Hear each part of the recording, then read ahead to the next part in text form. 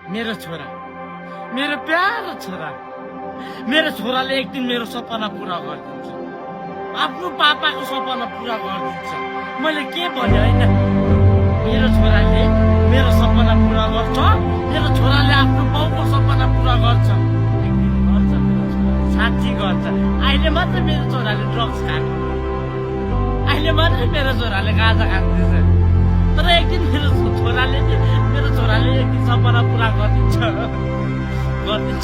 अहिले मात्र गाँजा खाएको, अहिले मात्र ड्रग्स खाएको, तर मेरो छोरालाई सपना पूरा गरिदिन्छ। मेरो पापाको सपना पूरा गरिदिन्छ, मलाई विश्वास छ।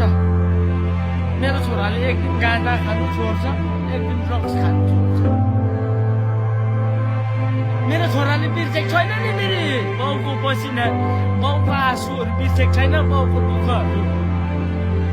त्यसको आमाले 9 महिना त्यसलाई बोकेको, 9 महिना त्यसलाई अहिले त्यसै कहाँ बिर्सिनु सक्छौ? अहिले मात्रै मेरो छोराले ड्रग्स खाएको। मेरो इच्छा मारी त्यसलाई मैले पढाएको नि त, त्यसलाई ठुलो मान्छे बनाउने सपना बोकेको क्या।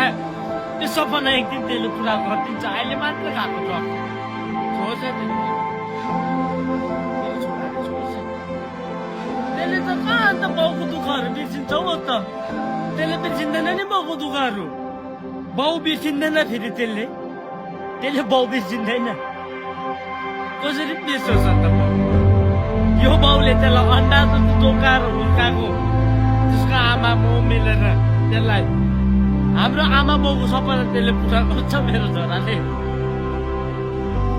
छोराले सपना पुरा गर्छ, मलाई विश्वास छ। मेरो छोराले सपना पुरा गर्छ। अहिले मात्रै ड्रग्स खाएको, अहिले मात्रै गाँजा खाएको, सपना पुरा गरिदिन्छ मेरो छोरा।